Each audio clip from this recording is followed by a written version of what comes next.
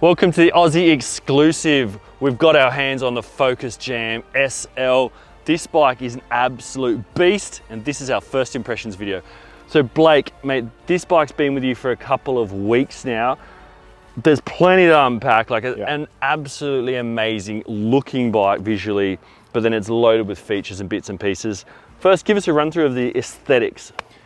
Where do we start? This thing is the sleekest SL e-bike that we've gotten our hands on.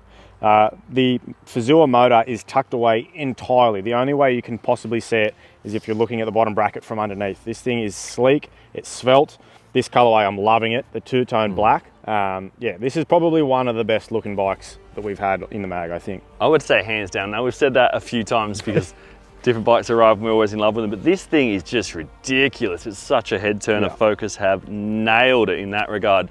Now, the Jam2 SL is available in a couple of different spec levels, which obviously means weights. But one of the really interesting things about the this bike, so full carbon frame, which you'd probably expect from a SL e-bike, but this thing actually has a pretty attractive entry-level price, $11,500 in the base model.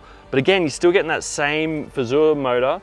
You're still getting that same carbon frame, so really, really good value for money. It's impressive, actually, that folks have managed to put this thing together.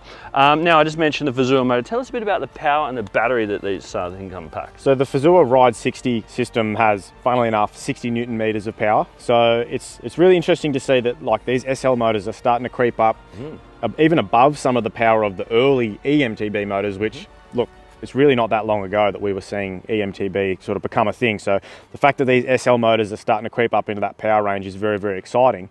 This is also coupled with Fazua's 430 watt-hour battery. So it's substantially more battery power than a lot of the other SL motors packages on the market as well. So super incredible, like just the whole package, the way it all talks to each other. Yeah, really, really good. Mate, well, one of the things, obviously, the SL stands for super light. The lightest version of this bike comes in just on 17.5 kilos complete. Now, the good thing about having such low weight is because then the bike actually starts to handle and track kind of more like a regular non-e-bike, mountain bike, I guess you'd say. Now, from your having ridden the bike for a couple of weeks, do you reckon they've kind of Focus nailed that sort of the handling, the feel? Like, how does this bike track out on the trail? I really do think so. Like this has been my go-to for the last couple of weeks since we unboxed it. Purely for that reason, it is such a natural feeling ride. And don't get me wrong, some of the characteristics that come along with full weight e-bikes, I really enjoy those as well. I really do quite actually like having a really low center of gravity, a bit more weight underneath me, just makes the trails just track so much better, especially like our local trails are super rough. So anytime you can have an advantage to hold the line, obviously the better.